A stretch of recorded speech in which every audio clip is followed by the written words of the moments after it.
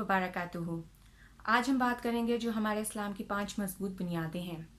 एक हदीस के मुताबिक हज़रत अब्दुल्ला बिन उमर बिन खत्ताब रज़ियल्लाहु अन्हु से रिवायत है, वो कहते हैं कि मैंने रसूल सल्लल्लाहु अलैहि वसल्लम को ये फरमाते हुए सुना कि इस्लाम की बुनियाद 5 अरकान पर रखी गई है।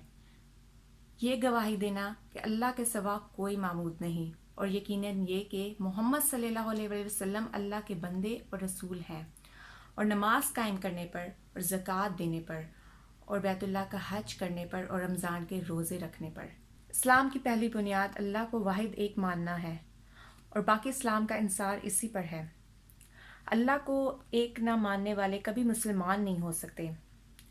दूसरा ये कि हज़रत मोहम्मद सल्लल्लाहु अलैहि वसल्लम का रसूल मानना है। रसूल जो है अल्लाह का पैगाम लोगों तक पहुंचाते हैं और अमली नमूना बनकर दिखाते हैं। हज़ूर अकरम सल्लल्लाहु अलैहि वसल्लम अल्लाह के आखिरी नबी हैं। जैसा कि कुरान मजीद में अल्लाह ताला का इरशाद है कि मोहम्मद तुम मर्दों में से किसी के बाप नहीं, लेकिन अल्लाह के रसूल और ख़ातिमुल नबीन हैं। एक हदीस में नबी सल्लल्लाहु अलैहि वसल्लम ने फरमाया कि इस शख्स ने ईमान का जायका चख लिया जो अल्लाह के रब होने पर, इस्लाम के दीन होने पर और मोहम्मद सल्लल्लाहु अलैहि वसल्लम के रसूल होने पर राज़ी हो गया। कलमे के बाद जो सबसे अहम रुकन है वो इस्लाम में नमाज है और कुरान मजीद में भी काफ़ी दफ़ा इसका ज़िक्र किया गया है, तो इससे इसकी अहमियत का अंदाज़ा लगाया जा सकता है। कब्र में जो सबसे पहले हिसाब किताब है वो नमाज का होगा और इस नमाज का मकसद बयान करते हुए अल्लाह ताला ने फरमाया कि नमाज बेहयाई और बुराई से रोकती है, नमाज आँखों की ठंडक है। इस हदीस में जो है नमाज कायम करने का हुक्म दिया गया है, ना कि पढ़ने का। इरशाद बारी है, नमाज कायम करो। ये ईमान लाने वाले का सबसे पहला इम्तिहान है और इसमें फ़ेल होने वाले का ईमान मशकूक होता है। एक हदीस में है कि जिसने जानबूझकर नमाज तर्क की इसने कुफर किया।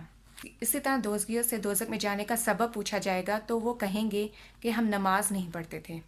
ज़कात जो है वो इस्लाम का तीसरा अहम रुकन है और इसका इनकार भी कुफर है।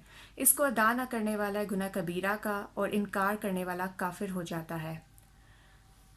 अगर ज़कात सही तरह से अदा हो जाए तो कोई भी इस मुआशरे में गरीब ना रहे। इस्लाम का जो एक अहम इम्तियाज़ी पहलू है वो ये कि कमज़ोरों की मदद करना इबादत और फ़र्ज़ करार दिया है। इरशाद बारी है, और ज़कात अदा करो और अल्लाह को कर्ज़े हुस्ना दो। रोज़ा भी जो है इस्लाम का एक अहम रुकन है और रोज़ा इंसान के ज़ब्त नफ्स की तरबियत का एक बहुत बड़ा ज़रिया है और ये कि भूख और प्यास बर्दाश्त करने और अच्छे बुरे वक्त के लिए ज़रूरी है। रोज़े का मकसद जो है गरीबों के लिए दिल में हमदर्दी के जज्बात पैदा करना है और ये कि जानबूझकर एक रोज़ा तर्क करने की जो सज़ा है वो 60 रोज़े मुसलसल रखना है। हज जो है इस्लाम का 5वां रुकन है और इसके मानी ज़ियारत के है।